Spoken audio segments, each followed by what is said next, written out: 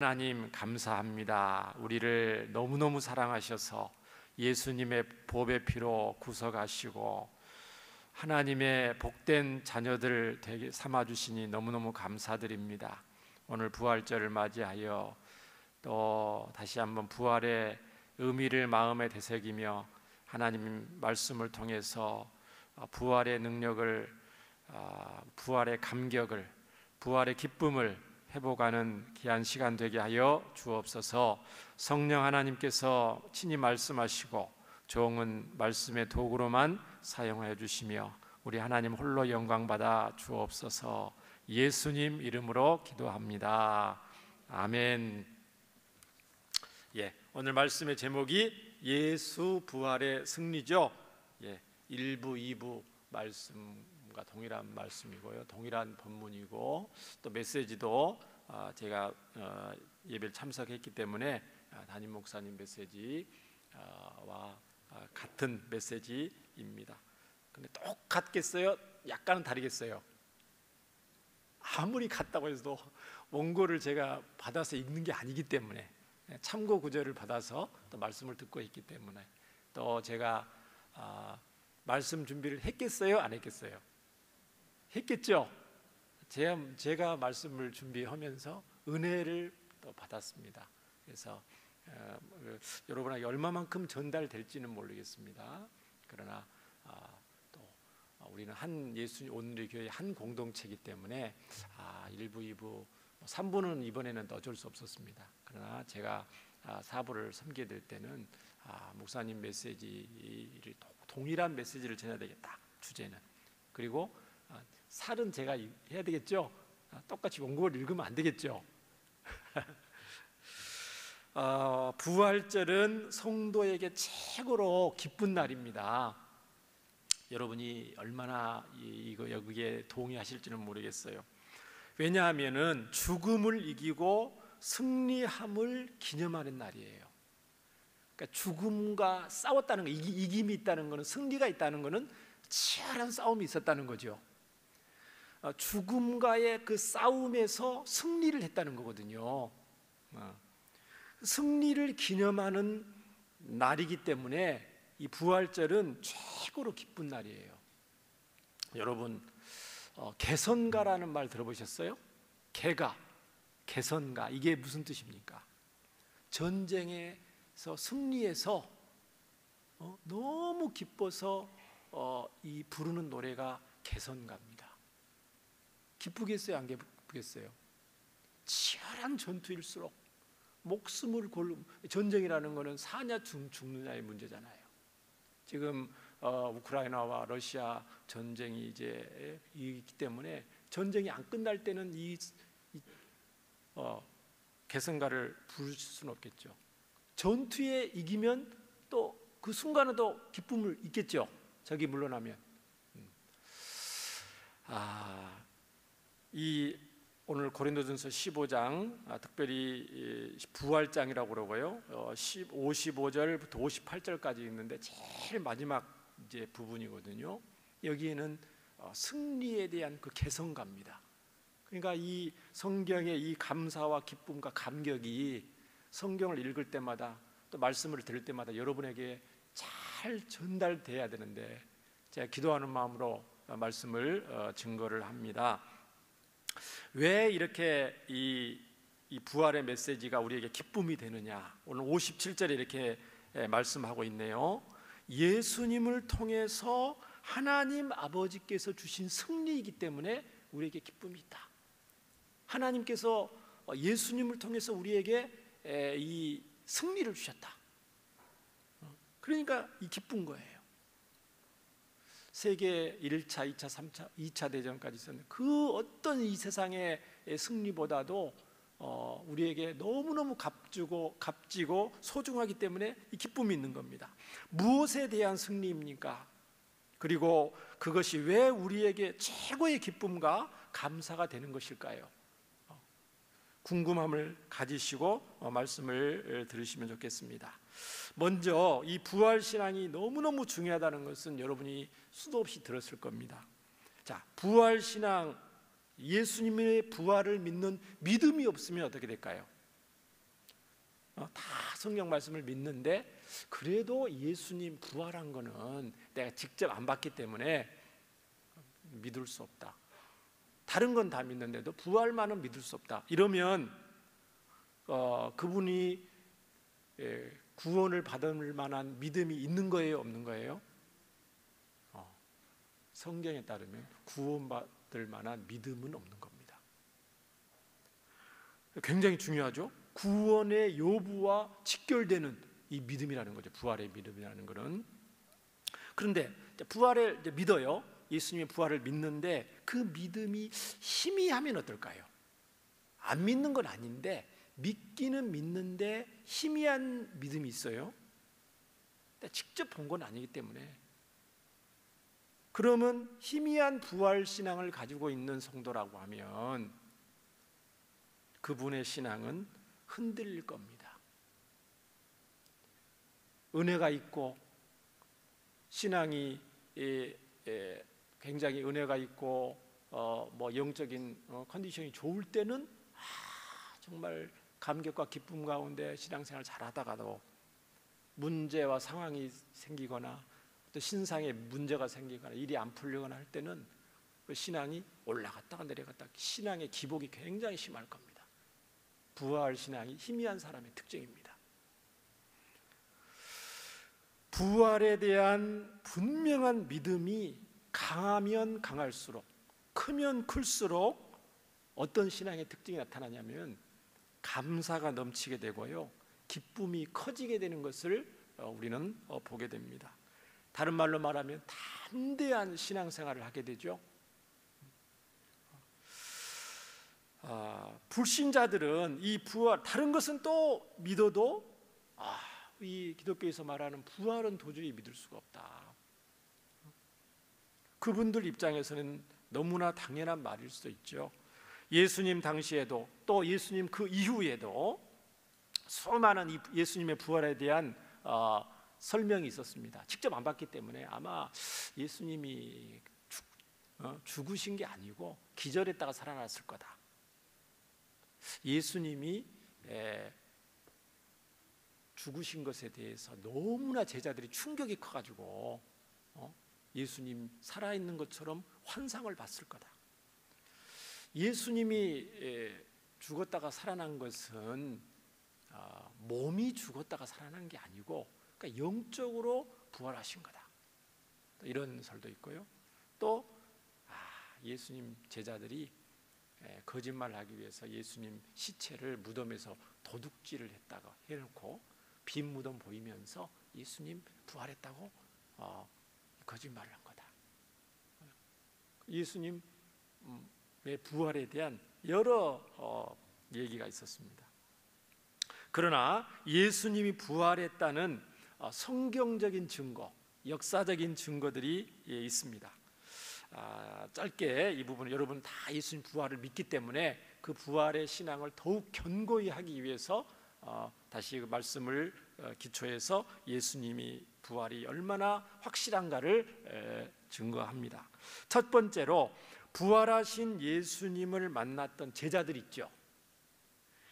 부활하신 예수님을 만났던 제자들의 극적인 변화가 성경 곳곳에 기록되어 있는 것을 보면 예수님 부활이 정말 사실이라는 것을 우리가 알 수가 있습니다.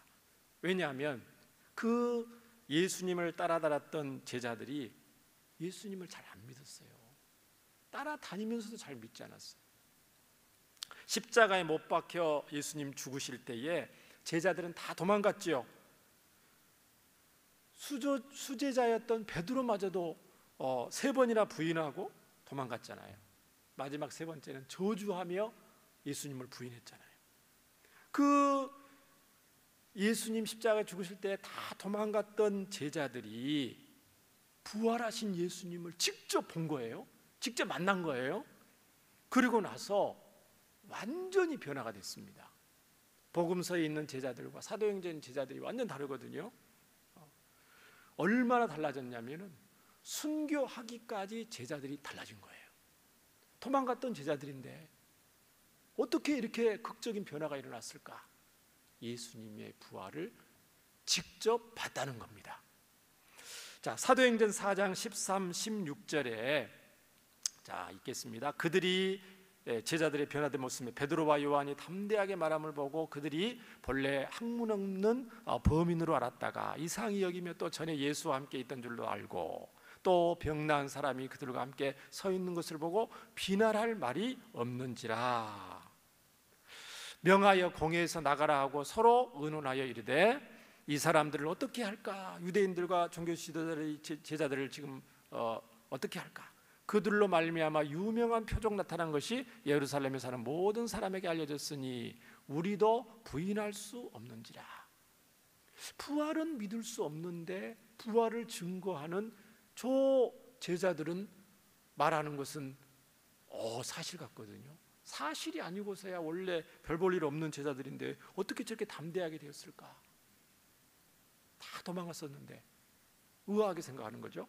사도행전 4장 17, 20절에 계속 이렇게 되어 있습니다. 이것이 민간에 더 퍼지지 못하게 그들을 위협하여 그 이름으로 아무에게도 말하지 말라고 하자 하고 그들을 불러 경고도 하죠. 예수 이름으로 말하지도 말아라, 가르치지도 말아라 하니 19절 어떻게 되어 있습니까? 베드로와 요한이 대답합니다. 하나님 앞에서 너희의 말을 듣는 것이 하나님의 말씀을 듣는 것보다 옳은가 판단하라.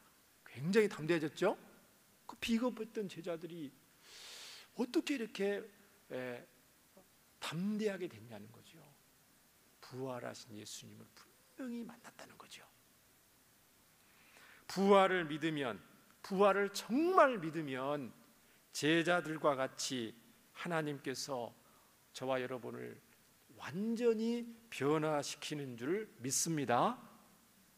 부활을 믿게 되면 변하지 않을 수가 없다는 것입니다. 두 번째 증거는 사도 바울의 극적인 변화를 들 수가 있습니다. 자, 사도행전 9장에 보면요, 원래 사울은 예수님 믿는 분이었어요, 안 믿는 분이었어요? 절대 안 믿는 분이었죠. 예수님 믿는 사람을 잡아다가 족치고 감옥에 가두는 역할을 하러 가지고 공문서를 가지고 다메섹에 있는 예수님 믿는 사람들을 체포하기 위해서 가던 사람이었잖아요. 그런 그가 다메섹 가는 길에 예수님을 만난 거죠. 부활하신 예수님을 만났어요. 만나서 극적으로 변화된 겁니다. 그래서 어떻게 됩니까? 디모데후서 4장 6절 7절에 이렇게 돼요. 전제와 같이 내가 부어지고 나의 끝날 시간이 가까웠도다. 나는 선한 싸움을 싸우고 달려갈 길을 마치고 믿음을 지켰다. 얼마나 바울 사도가 극적으로 변화돼서 이 시간 다 말할 수 없지만 학자들이 16,000km가 넘는 그 어마어마한 거리를 예수님 전하기 위해서 복음을 전하기 목숨을 바쳐서 그렇게 했다는 거죠. 도대체 바울로 하여금 어떻게 이렇게 극적인 변화를 일으켜야 하겠는가? 예수님의 부활이 아니고는 불가능하다는 것입니다. 예수님을 안 믿고 예수님을 믿는 사람들을 핍박하던 그가 목숨 걸고 전하는 사람이 되었다는 것이죠. 얼마든지 부자로 명예와 권력으로 편하게 살 수 있는 바울이었는데 부활의 예수님을 만나서 극적인 변화가 됐다는 것이죠. 무슨 바울 사도가 바보도 아니고요, 저와 여러분보다 더 똑똑한 사람인데 부활하신 예수님을 너무도 분명히 만났기 때문에 이렇게 엄청난 변화를 일으켰다는 것입니다. 고린도후서 11장 24, 28절에 보면 바울의 간증을 기록되어 있는데 유대인들에게 40에서 하나 감암매를 5번이나 맞았으며 3번 태장으로 맞고 1번 돌로 맞고 3번 파선하고 일주일을 깊은 바다에 지냈고요, 여러 번 여행하면서 강의 위험, 강도의 위험, 동족의 위험, 이방인의 위험, 신의 위험, 광야의 위험, 바다의 위험, 거짓 형제 중에 위험을 당하고 수고하고 애쓰고 여러 번 자지 못하고 줄이고 목마르고 여러 번 굶고 춥고 헐벗었노라. 이 외에도 이런 고사하고 오직 날마다 내 속에서 눌리는 일이 있으니 곧 모든 교회를 위하여 염려하는 것이다. 바울 사도가 이렇게 고난을 자처할 이유가 전혀 없습니다. 잘 먹고 잘 살 수 있고요, 부와 권력과 명예를 얼마든지 누릴 수 있는 분이었다는 거죠. 그런데 부활하신 예수님을 직접 만났기 때문에 이 예수님을 부인할 수가 없다는 거죠. 부활하신 예수님을 만나지 않았다면 인생의 좋은 것을 포기하고 어떻게 그가 이 모든 것을 내줄 수가 있었겠냐는 말입니다. 세 번째 부활의 증거는 우리 기독교의 6,000년의 기독교 교회사를 통해서 증거를 나타낼 수가 있습니다. 교회의 역사는 순교의 역사입니다. 피 흘리는 역사입니다. 여러분 교회의 역사를 얼마나 알고 계신지는 모르겠습니다. 신약 성경 이후에 그 수많은 기록을 여러분 기억하실 겁니다. 예수님 부활이 확실하지 않고는 우리의 수많은 신앙의 선배들이 목숨을 걸고 이 예수님을 믿고 따라갈 수는 없는 것입니다. 지금도요, 예수님 믿는 것 때문에 순교하고 핍박을 당하고 정치범 수용소에 가 있고 북한에 극심한 고통과 고문을 당하면서 신앙을 지키고 있는 분들이 있다는 겁니다. 로마 시대, 일제 시대, 공산치에 말할 것도 없습니다. 담임 목사님 1부, 2부 때 이런 말씀하셨어요. 자, 예수님 부활을 너가 믿는다고 주장하지 않으면, 고백하지 않으면 넌 죽이겠다. 눈 30초 동안 감고 있어라. 총을 대고 30초 눈 감고 있으면 빵 싸서 하면 예수님 부활 부인하지 않고 다 믿겠다는 거죠. 그럴 수 있겠죠. 짧은 시간에 딱 처형당하면 예수님 끝까지 부활을 믿고 하겠다는 거예요. 그런데 만약에 그렇게 합니까? 로마 시대 때, 일제 시대 때 공산치하에 잡아다 놓고 너 예수님 부활을 정말 믿느냐? 믿는다고 하면은 손 하나를 자르고 손가락 한 마디 자르고 두 마디 자르고 이쪽 자르고 발가락 자르고 이빨 하나씩 점점 고문과 고통의 핍박의 강도를 높이면 쉽지 않잖아요, 그렇죠? 통증 앞에서는 누가 견디겠습니까?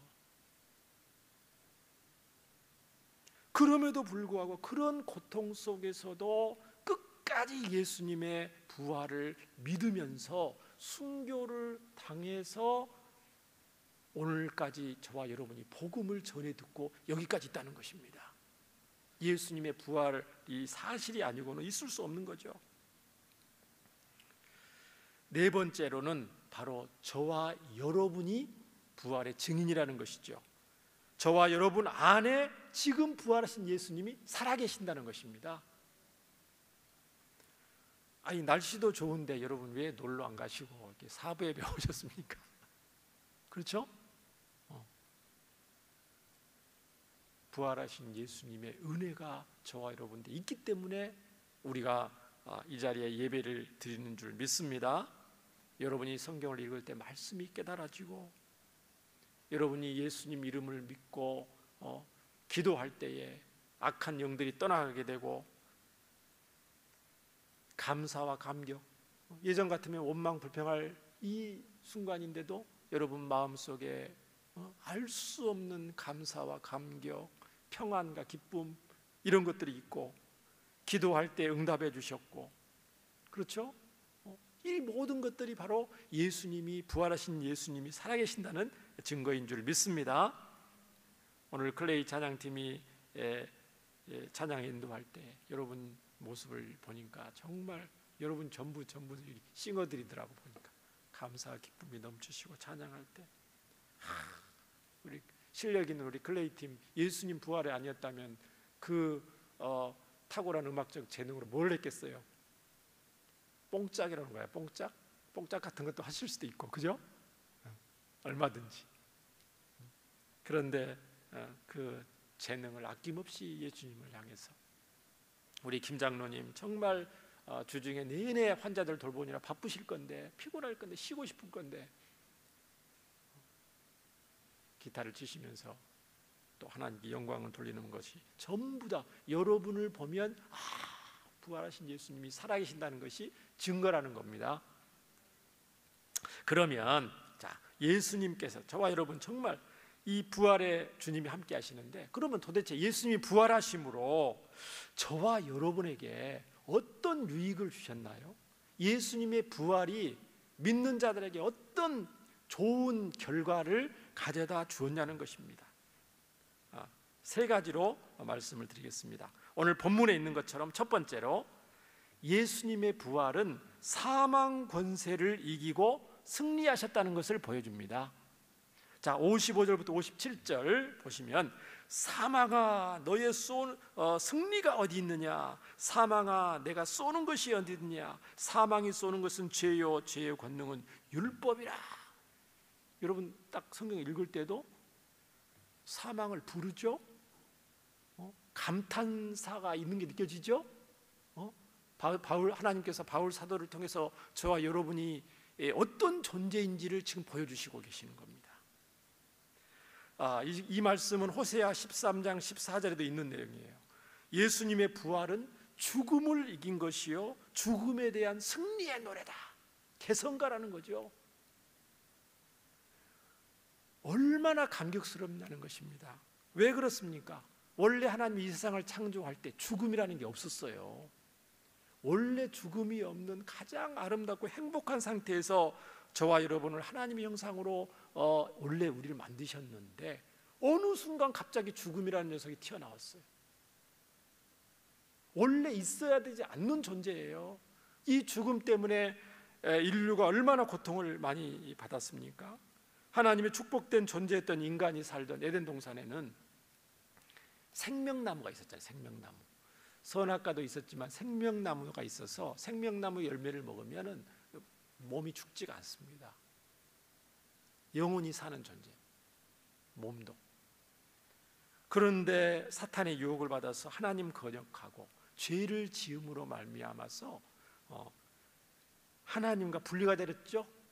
그 영적 죽음인데, 영적 죽음 뒤에 육신의 죽음이 오게 되는 걸 보게 됩니다. 몸이 죽는다는 거죠. 그런데 인류의 모든 이 죄를 대신 지시고 우리 예수님께서 십자가에 죽으신 거예요. 사흘 만에 죽음에서 부활하심으로 부활의 첫 열매가 되셨습니다. 여러분 다 알고 계시죠? 최초로 죽음을 이기신 예수님의 부활이잖아요. 최초로 죽음을 이기신 예수님의 부활이 얼마나 감격스러운지 55절은 실감 있게 표현하고 있다고 그랬습니다. 사망아 너의 승리가 어디 있느냐, 사망아 너의 쏘는 것이 어디 있느냐. 사망을 살아있는 인격체로 부르면서요, 인간을 지배하고 다스렸던 이 실제적 존재가 완전히 패배했음을 선포하고 있는 구절입니다. 누구 때문에요? 부활하신 예수님 때문에. 예수님의 부활 때문에 우리는 사망을 향하여 어떻게 할 수 있다고요? 호통을 칠 수 있다고요. 사망한테 사망을 부르면서 호통을 칠 수 있는 존재들이 되었다는 겁니다. 하나님의 자녀들이 됐다는 겁니다. 감격스러운 거예요, 안 감격스러운 거예요? 이 감격을 아직 실감 안 하면 제가 좀 더 그 부분에 대해서 설명을 하겠습니다. 인간인 우리의 최대의 공포의 대상, 모든 두려움의 최후에는 뭐가 있냐면 바로 이 죽음이 자리하고 있습니다. 죽음은 끝나는데요, 천만에 말은 그렇게 하지만은요, 이 죽음에 대한 이 공포는 모든 이 세상에 있는 두려움과 공포의 최우두머리입니다. 이 죽음이라는 것이 대장 노릇을 하고 있다는 거죠. 하루하루 저와 여러분이 먹고 사는 문제와 직결됩니다. 질병의 문제도 직결됩니다. 질병의 끝에는 죽음이 오게 되는 거죠. 먹고 사는 문제, 가난의 끝에는 결국은 죽는 문제가 있습니다. 사람 사이의 갈등의 문제, 분리의 문제, 제후에는 죽음의 문제가 있습니다. 개인의 문제, 사회 문제, 나라 문제, 전 세계의 모든 문제도요, 또 사람들이 얻고 싶어하는 부와 권력을 왜 사람들이 이렇게 집착하는가? 왜 명예와 건강 이것을 얻고 싶어 하는가? 이 모든 문제의 제후에는 뭐가 있다고요? 죽음 문제가 있다는 것입니다. 어떻게 하면 이 죽음 문제를 해결해 볼까? 어떻게 하면 해결할 수 없는 이 죽음 문제를 좀 더 피해 볼까? 늦추어 볼까? 이 죽음의 두려움, 죽음이 주는 공포와 두려움, 그 아픔과 통증 이것을 늦춰 볼까? 해결하지 못하면 그러기 위해서 부를 원하는 거죠. 권력, 명예, 모든 수단과 방법을 동원해서 이 죽음의 문제를 해결하려고 하는 것입니다. 하지만 수많은 인간의 노력, 엄청난 이 과학기술, 의학의 발달로도 결코 죽음의 문제를 해결할 수 있어요? 없어요? 없는 것입니다. 오직 부활하신 예수님을 믿을 때만 죽음을 이길 수 있는 줄 믿습니다. 사망에게 큰 소리 칠 수 있는 것은 돈이 많고 높은 자리에 있다고 그런 것이 아닙니다. 사망에게 큰 소리 칠 수 있는 유일한 비결은 이 부활하신 예수님을 믿는 것밖에 없습니다. 한번 해보십시다. 따라서 한번 큰 소리 한번 쳐보십시다. 우리가 언제 큰 소리 치겠습니까? 사람들한테 큰 소리 치면 안 되잖아요. 길 가는 사람한테 큰 소리 치면 안 돼요. 요즘 산에 올라가서도 야호 막 큰 소리 하면 사람들 싫어합니다. 여기서는 큰 소리 쳐도 됩니다. 우리의 사망, 따라서 해보십시다. 말씀이 사망아, 너의 승리가 어디 있느냐? 없다는 것이죠. 사망은 승리 자리가 없다는 것. 사망아, 너의 쏘는 것이 어디 있느냐? 사망아, 너는 졌다는 거예요. 승리 있을 곳이 없다는 거예요. 강조잖아요, 강조. 사망아, 너의 승리가 도대체 어디 있느냐? 이 세상에 너는 완전히 패배했다. 그 선포하는 겁니다. 있을 곳이 없다는 거예요. 사망이 더 이상 우리 예수님의 부활을 믿는 우리 성도들에게 사망이라는 것이 도대체 발붙일 곳이 없다는 것입니다. 너의 쏘는 것이 어디냐? 놀라운 영적인 통찰력을 줍니다. 사망이 쏜다는 거예요. 뭘 쏘? 전갈 있죠. 전갈, 독충이 사람들을 쏘는 것처럼 이 사망이 파워가 있는 거죠. 이 사망이 굉장한 치명적인 영향력이 있다는 겁니다. 우리 인생들에게 치명적인 전갈이 독침으로 사람을 쏘듯이 이 사망이 독침을 가지고 사람들에게 엄청난 파괴력을 행사한다는 것입니다. 어차피 죽을 거 편안하게 살다가 감사와 기쁨을 하면 되는데 죽은 의사 선생님이 이제 얼마 안 남았습니다. 그 순간부터 우리는 이제 이 사망 권세 영향을 받는 거예요. 불신자들은. 성도들은 다릅니다. 성도들 만나보면 인류에게 공포의 대상이었던 이 사망 권세를 우리 주 그리스도께서 이기시고 부활하신 것입니다. 그리고 그를 믿는 그리스도인들 역시 하나님으로부터 죽음에서 부활을 약속받음으로 사망에서 승리를 얻게 되었습니다. 얼마나 이것이 감격스러운 거예요.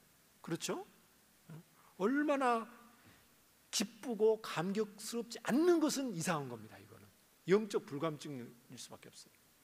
그래서 예를 들면 성경의 요한계시록 14장 13절 장례 예배 때 주로 많이 쓰는 본문인데, 이제부터 주 안에 있는 자들은, 주 안에서 죽는 자들은 복되도다, 이 감탄문이 나와요. 천사가 그렇게 말해. 주 안에서 죽는 자들, 죽음마저도 복이 된다는 거예요. 성도의 죽음은 부활하신 예수님 때문이죠. 부활하신 예수님 때문에 성도의 죽음이 복이 돼버려. 오히려 아니, 죽음이 복이 되는데 사망이 발 붙일 자리가 있어요, 없어요? 더 이상 없다는 거죠. 와, 어떻게 죽음이 복이 되나 성도에게. 그 이유가 예수님의 부활 때문입니다. 성도는 죽음이 끝이 아니고 예수님처럼 다시금 부활하기 때문에, 부활한다는 것은 죽음을 전제로 하는 거잖아요. 죽음과의 싸움을 전제로 하는 거잖아요. 이 사망은 뭐라고 그랬습니까? 제가 아까 모든 저와 여러분의 고민거리의 문제의 최후의 대장이라고 그랬죠? 아까 말했던 것처럼 가난의 최후에는 사망이 있고 저주의 최후에는 사망이 있고요. 자, 이걸 말 바꿉니다. 우울증이 심하면 어떻게 됩니까? 죽고 싶은 마음이 듭니다. 뛰어내린 사람도 있습니다. 우울증의 뒤에 이 사망이 자리 잡고 있는 거예요. 미움, 질병으로 오는 각종 통증, 온갖 나쁜 것들, 이 세상에 존재하는 온갖 나쁜 것들의 대장이 누구라고요? 사망이라는 거예요. 그러니까 우리가 사망아 큰 소리 쳤다는 것은 이제 말을 바꾸어서 사망의 쫄병들인 가난아 호통칠 수 있는 겁니다. 저주야, 우울증아, 공황장애야, 여러분 붙일 수 있죠? 여러분이 가지고 있는 현재의 그 세상의 염려와 걱정아, 모든 두려움아, 질병으로 생기는 모든 통증아, 염려야, 너의 승리가 어디 있느냐, 여러분 호통칠 수 있는 줄 믿습니다. 꼭 한번 해보시기 바랍니다. 여러분 성경의 근거에서 그렇게 외쳐보시기 바랍니다. 두 번째로 예수님의 부활로 악한 사탄의 권세를 완전히 이기셨습니다. 자, 창세기 3장 15절에 우리가 잘 아는 말씀이죠. 원시복음이니까 내가 너로 여자와 원수가 되게 하고 내 후손도 여자의 후손과 원수가 되게 하려니 여자의 후손은 내 머리를 상하게 할 것이요 너는 그의 발꿈치를 상하게 할 것이니. 사탄의 머리가 완전히 박살났다는 겁니다. 히브리서 2장 14절 말씀, 자녀들은 혈과 육에 속하였으며 그도 또한 같은 모양으로 혈과 육을 함께 지심은 죽음을 통하여 죽음의 세력을 잡은 자 곧 어떻게 된다고요? 마귀를 멸하시며 예수님의 부활로 마귀를 완전히 멸하셨다는 것입니다. 사랑하는 여러분, 세상에 무엇으로 영적 존재인 사탄을 이길 수가 있겠습니까? 유일한 길은 오직 부활하신 예수님뿐임을 믿습니다. 세 번째, 예수님의 부활로 우리의 모든 죄를 완전히 없애시고 저와 여러분을 구원하셨다는 것입니다. 뭐를 이기셨다고요? 죄를 완전히 이기셨다. 당연한 말씀인데요. 히브리서 9장 28절에 이와 같이 그리스도도 사람의 죄를 담당하시려고 단번에 들으신 바 되셨고 구원에 이르게 하기 위하여 죄와 상관없이 자기를 바라는 자들에게 두 번째 나타나시니라. 죄를 완전히 우리 없애주셨다는 것이죠. 완전히 담당하셨다는 것이죠. 요한복음 19장 30절에 예수님이 뭐라고 말씀하시냐면 십자가에 달려 죽으시면서 심포도를 받으신 후에 이르시되 다 이루었다. 여러분 아시죠? 머리를 숙이고 숙이니 영원히 떠나가시니라. 하나님의 구속을 온전히 성취하셨다는 것을 말씀하고 있고요. 자, 그러시면서 마태복음 27장 51, 52절에 예수님의 부활 후에 즉시 무슨 일이 나타났냐면 굉장히 중요한 것을 말씀하시는데, 자, 이에 성소 휘장이 위로부터 아래까지 둘러 찢어졌어요. 땅이 진동하면서 바위가 터지고요, 무덤들이 열리며, 이미 죽었던 사람들도 있잖아요. 무덤이 열리며 다 일어나는 게 아니고 성도의 몸이 많이 일어나대. 샘플로 보여주는 거죠. 52절, 성도의 몸이 많이 일어나대. 성전 휘장이 찢어졌다는 것은 뭡니까? 성소와 지성소 안에는 대제사장이 1년에 한 번밖에 못 들어가잖아요. 그 성소와 지성소를 가로막고 있는 게 휘장이에요. 근데 그게 찢어졌어요. 그럼 어떻게 됩니까? 완전히 열려 있는데 하나님 만나는 길이 저와 여러분에게 항상 열려 있다는 것입니다. 길이요 진리요 생명이신 예수님 덕분에 저와 여러분은 언제든지 찢어진 휘장을 사이로 하나님께 나아갈 수 있게 되었다는 것입니다. 이 얼마나 감사 감격인지 모릅니다. 사랑하는 여러분, 이 부활의 예수님을 믿는 것이야말로 최고의 복을 받는 것입니다.